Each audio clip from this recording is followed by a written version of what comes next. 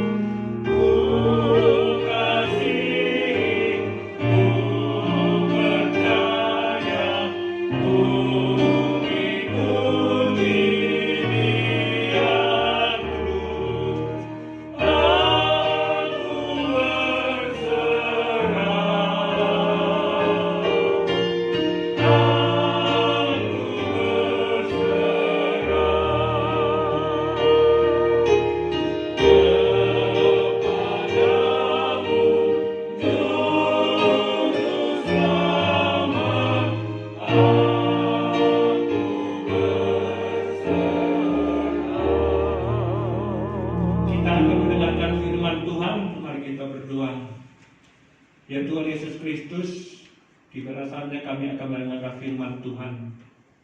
Berkati kami ya Bapa, agar firman ini menjadi kekuatan bagi kami di dalam memuji memuliakan nama Tuhan.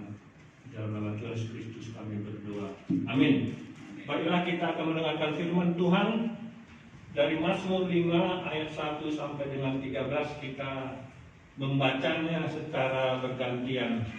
Saya dari ayat pertama, saudara, bapak, ibu, dan saudara sekalian ayat yang kedua. Demikianlah firman Tuhan. Untuk pemimpin biduan dengan permainan suling Mazmur Daud. Berilah telinga kepada perkataanku, ya Tuhan, dengarkanlah keluh kesahku. Perhatikanlah teriakku minta tolong ya Rajaku dan Allahku, sebab kepadamu lah aku berdoa.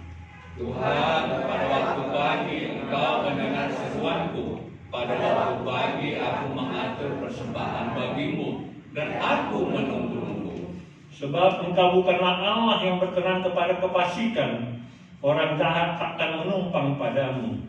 Pembual tidak akan tahan di depan matamu. Engkau membenci semua orang yang melakukan kejahatan. Engkau membinasakan orang-orang yang berkata bohong. Tuhan jijik melihat penumpah darah dan penipu. Tetapi aku, berkat kasih setiamu yang besar, aku akan masuk ke dalam rumahmu, sujud menyembah ke arah baitmu yang kudus dengan takut akan Engkau. Tuhan, tuntunlah aku di dalam keadilanmu, karena seteruku. Katakanlah jalanmu di depanku. Sebab perkataan mereka tidak ada yang jujur, batin mereka penuh kebusukan, kerongkongan mereka seperti kubur tenganga, lidah mereka merayu-rayu. Biarlah mereka menanggung kesalahan mereka, ya Allah. Biarlah mereka jatuh karena rancangannya sendiri. Buanglah mereka karena banyaknya pelanggaran mereka, sebab mereka memberontak terhadap Engkau. Tetapi semua orang yang bernipu padamu akan bersukacita. Mereka akan bersorak-sorai selama-lamanya, karena Engkau menaungi mereka, dan karena Engkau akan bersukaria orang-orang yang menghakimi namamu. Sebab Engkaulah yang memberkati orang benar, ya Tuhan. Engkau memagari dia dengan anugerah-Mu seperti perisai. Demikianlah firman Tuhan.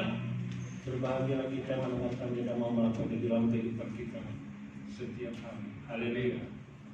Salam. Halo. Baiklah, tema pada hari ini adalah kita hidup yang mengucap syukur. Kita tahu di dalam kehidupan kita ini penuh dengan pergumulan. Oleh karena itulah kita perlu pertolongan daripada Tuhan Yesus Kristus. Pemazmur Daud pun mengalami ini, sehingga dia pada suatu waktu merasa dirinya sangat tidak berguna, sehingga dia pergi ke gua ketika dia mengalami itu. Dan di dalam hal ini dia berkata di ayat 2, berilah telinga kepada perkataanku ya Tuhan, indahkanlah keluh kesahku. Perhatikanlah teriak minta tolongku ya Rajaku dan Allahku, sebab kepadamu lah aku berdoa. Baik, ini tentu pernah kita mengalami di dalam kehidupan ini. Sama juga dengan pesta adat anak kita Paul ini. Tentu ada pergumulan jalan yang panjang, sehingga Tuhan memberikan jalan yang terbaik pada hari ini. Jadi di dalam kehidupan kita ini ada beberapa hal yang kita alami. Ada sukacita kalau kita berulang tahun. Tetapi kadang-kadang kita berulang tahun hanya sampai di happy birthday to you, tiup lilin sampai selesai. Kita merasa umur kita bertambah. Tetapi kadang-kadang kita tidak tahu apakah kita pertambahan umur ini, apakah ada pertambahan-pertambahan yang positif. Sehingga hidup itu begitu saja berlalu. Lalu ada di dalam kehidupan ini ketika kita menghadapi sukacita, kita merasa hidup kita ini berkurang begitu. Sama seperti kita sekarang ini yang mau masukin umur 70. Kita melihat-lihat sekarang kiri kanan 75 dipanggil Tuhan. Saya pun sekarang ini tahun depan mau masukin 70. Saya sudah berpikir 75, 76. Di dalam posisi 6 tahun ini apa yang mau saya perbuat? Terhadap istri saya, terhadap anak saya, terhadap sesama orang-orang di sekeliling saya. Apakah saya masih menyombongkan diri saya? Apakah saya mengandalkan ego saya? Ini yang dikatakan Daud tadi. Perhatikanlah teriakku minta tolongku ya Rajaku dan Allahku, sebab kepadamu lah aku berdoa. Tentu doa dia ini adalah doa supaya sungguh-sungguh dipenuhi oleh Roh Kudus, sehingga kita menyadari dan kita melakukan yang terbaik bagi puji hormat kemuliaan nama Tuhan. Lalu hidup ini di dalam sukacita. Kalau kita berbagi, kalau hidup umur kita ini dibagi, kira-kira berapa persen di dalam hal yang positif, ataupun di dalam setiap hari kita berkata-kata, berapa persen itu kira-kira yang positif? Bisa dibuka di grup, di WA, sebagainya, itu terdaftar semua. Yang kira-kira negatif apa positif itu berita. Ini yang perlu kita renungkan, sehingga di dalam hidup yang bersukacita ini ada hal-hal dampak yang positif. Sehingga berbagi apa kita? Apa yang mau kita bagikan? Berbagi kasih, berbagi kebencian, dan sebagainya. Dan ini yang dikatakan di ayat 4 tadi, Tuhan pada waktu pagi engkau mendengar seruanku. Pada waktu pagi aku mengatur persembahan bagimu dan aku menunggu-nunggu. Jadi hidup kita ini menunggu-nunggu. Menunggu-nunggu pertolongan Tuhan Yesus Kristus agar hidup kita diluruskan, dibenarkan. Dan yang terakhir, dalam sukacita. Hidup kita ini berlipat kali ganda. Dikali. Jadi segala sesuatu itu kita tambahkan. Sebenarnya banyak hal yang positif. Saya pun di dalam pelayanan kadang-kadang kalau saya arah dari kesana pulang ke sini. Kalau saya lihat ada 3-4 rumah, apa salahnya saya mengunjungi ini? Sehingga ada positifnya begitu. Jadi kita memberi kesempatan, kita memberikan waktu kita untuk melipat gandakan untuk sukacita bagi semua orang. Kenapa kalau kita lihat di dalam hal ini, yaitu tujuan hidup kita di ayat 58 tadi, di ayat 8 tadi. Tetapi aku Tuhan Yesus Kristus berkat kasih setiamu yang besar, aku akan masuk ke dalam rumahmu, sujud menyembah ke arah baikmu yang kudus, dengan takut akan engkau. Inilah dia petunjuk pandangan itu. Apakah kasih anugerah itu sebenarnya?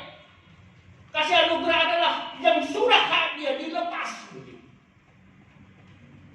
Berani kita melepas hak kita untuk kebahagiaan orang lain. Ini satu pergumulan yang besar. Tapi inilah kehendak Tuhan. Sehingga di sana dikatakan, Tuhan, tuntunlah aku dalam keadilan-Mu karena seteruku. Ratakanlah jalan-Mu di depanku. Karena pergumulan tadi seteru ini mengganggu kita. Tetapi ratakanlah Tuhan, akan ada kedamaian itu di dalam hidup kita. Dan ini yang kita perlu renungkan. Sama seperti di dalam pergumulan kita juga. Di dalam perkumpulan kita, tobing dan sebagainya. Tentu ada hal-hal yang memang kita harus lakukan. Nilai-nilai pengorbanan. Inilah nilai-nilai keteladanan, bukan melalui khotbah. Saya pun sebenarnya berkhotbah ini tidak berani, sebenarnya saya kadang-kadang tidak pantas. Karena apa? Saya takut. Apa yang saya omongkan dengan apa yang saya lakukan itu jauh berbeda. Itu sangat berat sekali. Tapi inilah yang mau kita katakan tadi. Tuntun Tuhan, tuntunlah aku dalam keadilan-Mu. Sehingga segala sesuatu apa yang kita percakapkan benar-benar kita pikirkan. Oleh karena itu dibayar di dalam hal kehidupan, di dalam kedamaian itu di ayat 12. Tetapi semua orang yang berlindung padamu akan bersuka cita. Mereka akan bersorak-sorai selama-lamanya. Karena Engkau menaungi mereka dan karena Engkau akan bersukaria dengan orang-orang yang mengasihi nama-Mu. Kalau kita renungkan ini sebenarnya, orang-orang yang bersuka cita itu adalah orang-orang yang dinaungi Tuhan Yesus Kristus dan mengasihi Tuhan Yesus Kristus. Sehingga pergumulan kita bagaimanapun haruslah kita damaikan. Waktu diberikan Tuhan kepada kita. Sebenarnya kalau kita melihat ya, ada orang umur panjang, sakit-sakit ataupun ada hal-hal yang dialaminya. Kadang-kadang kan kita sering menuduh, mungkin ada ilmunya, mungkin dulu dia begini. Sebenarnya ketika saya banyak melayani di lansia, ada hal sebenarnya yang Tuhan mau tunggu, yaitu kedamaian. Yang kadang-kadang kita tidak tahu persoalan orang, tetapi itu yang Tuhan berikan kesempatan. Saya pernah di dalam pelayanan ya, memang kalau hanya mengandalkan kekuatan kita nggak bisa ya. Ada seorang bapak, dia diam-diam menikah, mempunyai anak juga. Jadi dia mempunyai anak dari 2 orang istri. Jadi orang tua ini mengakui kepada saya begitu. Dan ini diceritakanlah terakhir kepada saya. Dan ada kerinduan dia kalau saya dipanggil Tuhan bagaimana. Memang secara teori ini nggak mungkin. Saya setiap sekali seminggu melayani dia, bernyanyi. Dan saya sudah bersuka cita begitu. Tetapi di saat bersuka cita itu, tiba-tiba orang tua di drop. Saya layani di rumah sakit. Dan tiba-tiba anak yang dari istri pertama, yang kedua, datang begitu, berkenalan dengan kami. Dan saya pertemukan dengan anak istri yang pertama.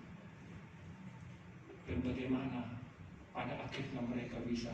Dan ini hanya kedamaian begitu. Jadi kita kadang-kadang di dalam melihat waktu itu, melihat ukuran kita. Sebenarnya Tuhan ini begitu baik begitu. Sehingga di ayat 13 kan di sini dikatakan, sebab Engkau yang memberkati orang benar. Ya Tuhan, Engkau membagari dia dengan anugerah-Mu seperti perisai. Jadi ini Daud ini memang benar-benar merasakan bagaimana Tuhan itu memberkati. Dan Daud pernah di dalam kehidupannya, dia tidak melakukan yang benar, tetapi dia datang kepada Tuhan Yesus Kristus. Dan kita kan sering, ketika kita punya persoalan, kita tidak datang kepada Tuhan. Kita datang kepada orang-orang yang tidak punya kepentingan begitu. Sehingga berputar-putarlah cerita itu. Sebenarnya kan Tuhan ini akan saja, akuin saja. dan datangi. Kalau orang yang punya masalah, selesai urusan. Tetapi inilah seteru-seteru ini yang menggoda kita, kedagingan kita ini. Karena dia memagari kita. Saya percaya. Kalau Paulus sudah mengambil keputusan ini, ya saya pikir nanti kita berdoa, tidak tertutup waktunya untuk siskakan begitu. Karena memang generasi-generasi muda ini menganggap adat itu seakan-akan sebenarnya adat itu simpel sih. Asal kita konsekuen begitu. Sebenarnya orang karena tidak mau konsekuen, kadang-kadang dia tidak mau menghadapi, tetapi dia mau mencampuri adat begitu. Menuntut dia. Ini kadang-kadang kita bingung. Kalau kamu tidak mau, tidak selesai. Jalankan saja, tetapi adat ini adalah kultur untuk menyatukan kita satu sama lain, bukan kita melepas. Cuma di surga pun tak ditanya itu adat atau tidak ada. Hanya kita benar gitu. Dan kedua, kenapa ada punya hal-hal positif Batak ini? Semua gereja yang mengatasnamakan kesukuan itu mencari pengkhotbah berbahasa daerah sangat sulit sekali. Bisa kita katakanlah gereja Kristen Jawa itu sudah sangat sulit yang berbahasa Jawa. Tetapi Batak ini sebenarnya kulturnya masih bisa dialihkan generasi ke generasi. Hanya memang ada negatifnya kita kan begitu. Itulah tadi iri hati, terus tidak mau rendah hati, tidak mau menunduk bilang terima kasih, mau leave. Itu agak susah kultur kita. Makanya Batak ini kadang-kadang diplomat itu susah. Bukan diplomat itu artinya menjilat. Memang ada segala sesuatu, memang diluruskan, dicari jalan keluar solusi. Inilah yang kadang-kadang generasi muda ini kalau ada punya persoalan, kemana dia pergi? Maka dia pergi ke gereja-gereja yang lain. Karena gereja nggak bisa mengayomi ini semua dengan kasih sayang dan lemah lembut. Hanya menghakimi. Dan ini yang dikatakan Daud tadi. Sebab engkaulah yang memberkati orang benar.